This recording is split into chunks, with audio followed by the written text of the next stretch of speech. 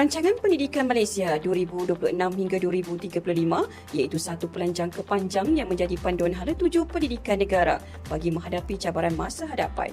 Matlamat utama rancangan ini adalah bertujuan melahirkan murid yang holistik dan seimbang, berteraskan 5 sifat utama iaitu beradab, berilmu, berkemahiran, berdaya tahan serta berkeyakinan dalam menghadapi cabaran masa depan. Sehubungan dengan itu, terdapat 5 ciri murid yang ingin dibentuk iaitu pertama, beradab, kedua, berilmu, ketiga, berkemahiran, keempat, berdaya tahan dan yang kelima, berkeyakinan.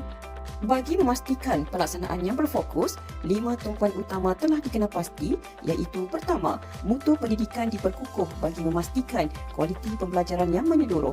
Kedua, akses dan ekuiti dipertingkatkan agar setiap murid menikmati peluang pendidikan yang adil dan saksama.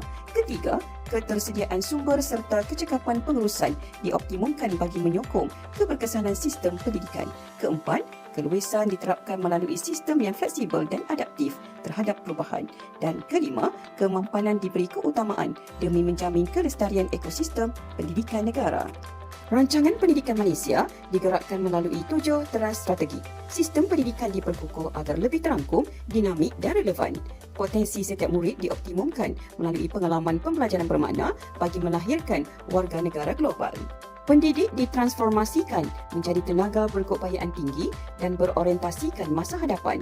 Prasarana fizikal dan digital diperkasa di seluruh institusi pendidikan KPM.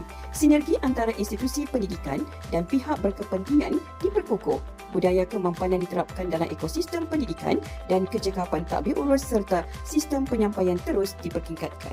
Kami di PPD Kinta Utara menyambut rancangan Pendidikan Malaysia 2026 hingga 2035 bukan hanya sekadar satu dokumen perancangan tetapi merupakan komitmen bersama untuk membina masa hadapan pendidikan yang lebih cemerlang tahun ini, tahun kita.